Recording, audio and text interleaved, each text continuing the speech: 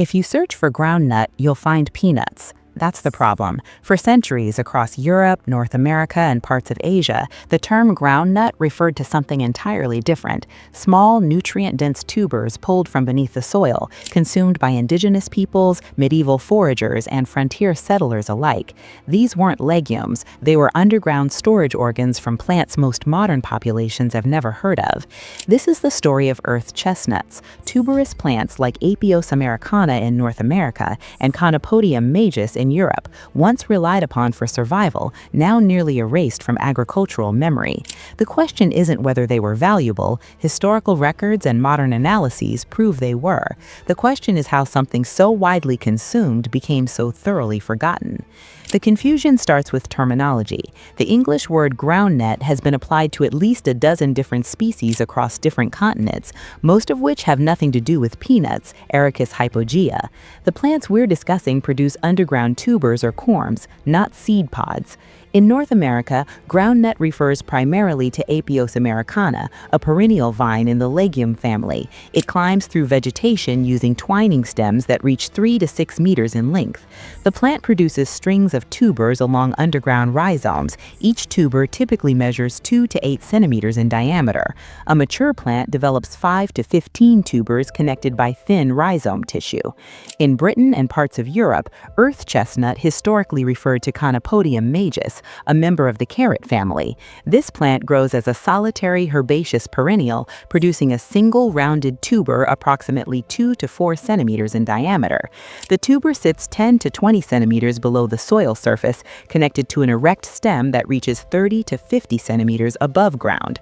Additional species carried similar names in their respective regions: Bunium bulbocastanum in Mediterranean Europe, certain Lathyrus species across Asia.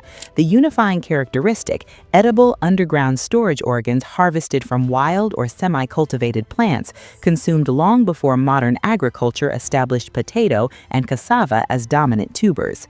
The botanical diversity matters because nutritional composition, growing requirements, and historical use patterns vary significantly between species. What follows will focus primarily on Apios americana and Conopodium majus, the two most documented in ethnobotanical and agricultural research. Archaeological evidence places Apios americana in indigenous North American diets for at least 7,000 years. Tuber remains have been recovered from sites across the eastern woodlands from Quebec to Florida. Early colonial accounts provide detailed descriptions. Samuel de Champlain documented indigenous peoples harvesting what he called rosary roots in 1605. Captain John Smith wrote in 1612 that groundnuts were as good as potatoes and a dietary staple among coastal tribes. The preparation methods were specific. Fresh tubers were boiled, roasted in coals, or dried for winter storage. Dried tubers could be ground into flour and mixed with cornmeal. The texture after cooking was described consistently across sources: mealy, similar to chestnuts or sweet potatoes, with a flavor noted as mildly sweet and nutty. European settlers adopted groundnut consumption, particularly during periods of crop failure. Historical records from the Plymouth colony indicate groundnuts sustained colonists through the winter of 1621-1622 when grain supplies failed. The practice continued through the 18th century in frontier regions where European crops hadn't fully established. Conopodium majus occupied a parallel role in European food systems. Medieval herbals describe earth nuts as foraged food gathered from woodlands and hedgerows. The tubers were eaten raw or roasted. References appear in Anglo-Saxon agricultural texts and persist through the 17th century.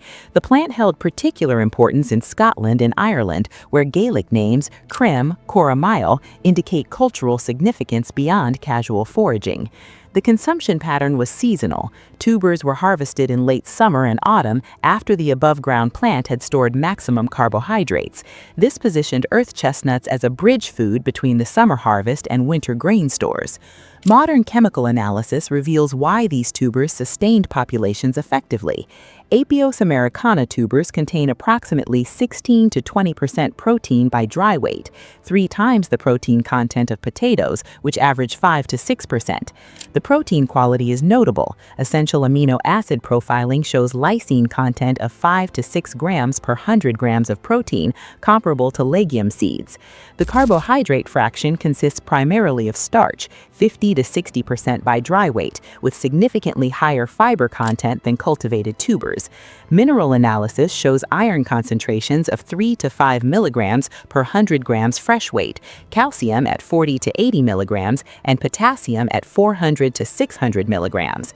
Conopodium majus presents a different nutritional profile. The tubers contain lower protein, approximately 4 to 6% by dry weight, but higher concentrations of certain minerals. Historical accounts emphasize the sweet flavor, suggesting higher simple sugar content relative to starch compared to Apios. The caloric density of both species ranges from 70 to 100 calories per 100 grams of fresh tuber, comparable to potatoes at 77 calories per 100 grams. However, the protein content creates a significant nutritional distinction. A diet based partially on Apios tubers provides substantially more protein than one based on potatoes, reducing dependence on animal products or cultivated legumes. Research from Louisiana State University analyzed multiple Apios genotypes and found vitamin C content ranging from 8 to 15 milligrams per 100 grams fresh weight, lower than potatoes, but sufficient to prevent scurvy in populations consuming them regularly. The nutritional advantage becomes clear in subsistence contexts. Indigenous populations and early settlers relying on groundnuts obtained both caloric energy and protein from a single foraged source, reducing the agricultural effort required for nutritional adequacy. Apios americana grows across a broad ecological range, from USDA hardiness zones 3 through 9. The plant tolerates diverse soil conditions, but shows preference for moist, slightly acidic soils near waterways. It's commonly found along stream banks, wetland edges, and bottomland forests, habitats with consistent soil moisture. As a legume, Apios forms nitrogen-fixing nodules on its roots, improving soil fertility while growing. Field measurements indicate nitrogen fixation rates of 40 to 80 kilograms per hectare annually, comparable to cultivated soybeans. This characteristic allows Apios to thrive in nitrogen-poor soils where other crops struggle. Yield data comes primarily from experimental plots rather than commercial cultivation. Research trials at Louisiana State University documented fresh tuber yields of 4 to 9 metric tons per hectare under managed conditions. That's 20 to 40% of typical potato yields, which range from 20 to 40 metric tons per hectare in commercial production. The tuber development timeline creates a challenge for domestication. Apios requires 2 to 3 growing seasons to produce tubers of harvestable size from seed. Vegetative propagation from tuber fragments accelerates this, but still requires 18 to 24 months for substantial yields. Potatoes produce harvestable crops 90 to 120 days after planting. Conopodium majus presents different agricultural characteristics. The plant prefers well-drained soils and partial shade, woodland edges and hedgerows rather than open fields. Tuber size remains small regardless of cultivation efforts, typically maxing out at 4 centimeters diameter. Historical foraging yields rather than agricultural yields define realistic expectations. Storage behavior limits both species. Apios tubers maintain quality for 3 to 6 months under cool, humid conditions. Beyond this period, desiccation or sprouting reduces edibility. Potatoes, by contrast, store reliably for 8 to 12 months under proper conditions. Systematic agricultural research on Apios americana began in the 1980s, primarily at Louisiana State University and the University of Minnesota. The goal was evaluating domestication potential for marginal agricultural lands.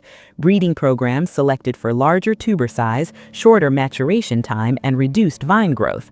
Results established biological limits. After 15 years of selection, average tuber size increased from 30 grams to approximately 70 grams, still substantially smaller than cultivated potatoes at 100 to 300 grams.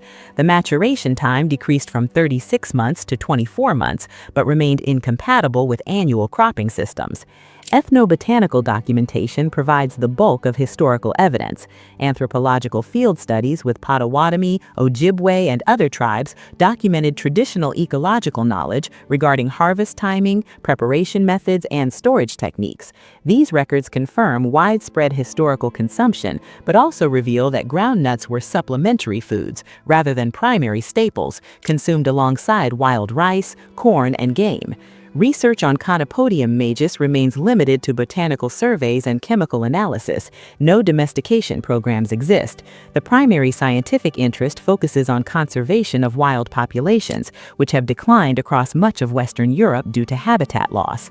The research base establishes a clear conclusion. These plants were valuable wild and semi-managed food sources, but lack the characteristics that would make them competitive with modern cultivated crops under current agricultural systems. The disappearance wasn't sudden, it was incremental displacement over several centuries. Multiple factors converged. Labor intensity tops the list. Harvesting Apios requires locating underground rhizome chains by tracing vines, then carefully excavating tubers without damaging the connecting tissue needed for next year's growth. In indigenous management systems, this knowledge was passed intergenerationally. In European agricultural systems adapted for annual grain crops, the skill base didn't transfer. Potatoes arrived in Europe in the late 16th century and in North America via European reintroduction. Potatoes offered compelling advantages: larger tubers, annual harvest cycles, and compatibility with plow-based agriculture. By the 18th century, potato cultivation had spread across Europe. By the 19th century, it dominated temperate agriculture globally. The mechanization of agriculture sealed groundnuts' fate. Potatoes could be planted and harvested with machinery. Groundnuts required hand harvesting. As agricultural labor shifted from subsistence farming to wage labor and mechanized commodity production, crops incompatible with machines became economically unviable. The naming confusion played a subtle but significant role. When peanuts, Ericus hypogea, entered global trade in the 18th and 19th centuries, they inherited the name groundnut in English-speaking markets. The original groundnuts lacked commercial presence, botanical standardization, or advocacy groups to preserve distinct nomenclature. The name transferred to the more economically important crop, and the original plants faded from public consciousness. Cultural factors compounded the trend. As wild foraging declined and industrialized food systems expanded, knowledge of wild tubers became confined to rural communities, then to elderly community members, then disappeared entirely in most regions. The plants themselves didn't vanish. Apios americana still grows abundantly across its native range, but the knowledge of edibility did. Interest in groundnuts has resurged over the past 3 decades, driven by several movements. Indigenous food sovereignty initiatives have reclaimed traditional foods, including Apios americana, as part of cultural preservation and health improvement efforts. Organizations like the Native American Food Sovereignty Alliance document traditional ecological knowledge and promote cultivation. Permaculture and forest gardening movements have embraced Apios as a perennial nitrogen-fixing crop, suitable for polyculture systems. Small-scale growers in North America cultivate it in home gardens and community plots, valuing its ability to produce food in marginal spaces, fence lines, stream banks, woodland edges, unsuitable for annual crops. Heritage crop preservation programs have initiated collection and evaluation of Apios genetic diversity. Seed Savers Exchange and similar organizations maintain collections of different regional varieties. These efforts focus on preservation rather than commercialization. Conopodium majus has seen renewed interest from foraging communities in the UK and Ireland. Field guides and foraging workshops teach identification and harvest techniques. The plant remains protected in some jurisdictions due to population declines, limiting harvest to personal consumption rather than commercial collection. Several small businesses have emerged selling Apios tubers as planting stock, targeting home gardeners and permaculture practitioners. Pricing reflects the niche market status. Individual tubers sell for $3 to $5 each, compared to pennies per pound for seed potatoes. Commercial food production remains absent. No industrial-scale cultivation exists. No processed products appear in grocery stores. The rediscovery exists entirely at the scale of individual enthusiasts, indigenous communities, and research institutions. The case for groundnut relevance rests on specific niches rather than universal application. In regions with suitable climate and ecology, Apios offers a perennial protein-producing crop requiring minimal inputs. For small-scale growers seeking food security from marginal land, it provides functional value that annual crops cannot. The nitrogen fixing capacity creates potential for agroforestry and permaculture systems, where soil improvement and food production occurs simultaneously.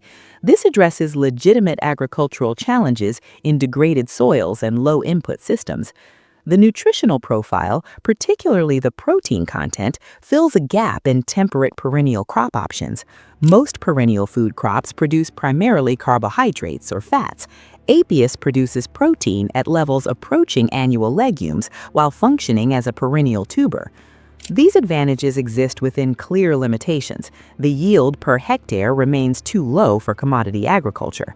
The harvest labor remains too high for commercial viability at current wage rates. The storage limitations prevent long-distance shipping and extended marketing windows. The plants are not solutions to global food security. They're regional foods suited to specific ecological and economic contexts. Their value lies in increasing diversity within local food systems rather than replacing established staples. The historical record is unambiguous. Groundnuts, Apios americana, Conopodium majus, and related species sustained human populations across multiple continents for thousands of years. Modern analysis confirms their nutritional value. Agricultural trials establish their cultivation requirements and yield potential. What the evidence also confirms is why they were replaced. Potatoes and other cultivated tubers offer superior yields, easier harvest, longer storage, and compatibility with mechanized agriculture. The displacement wasn't conspiracy, it was competition, and groundnuts lost on practical metrics that mattered to expanding agricultural societies. The naming confusion erased them from collective memory more thoroughly than agricultural displacement alone could have achieved. When groundnut meant peanuts, the original plants lost their linguistic anchor, becoming nameless to populations that had forgotten what they once consumed. They're not lost, the plants still exist and the knowledge of their use is being documented and revived, but their future role will be specialized, not universal. They represent what we chose not to domesticate and what we may choose to remember.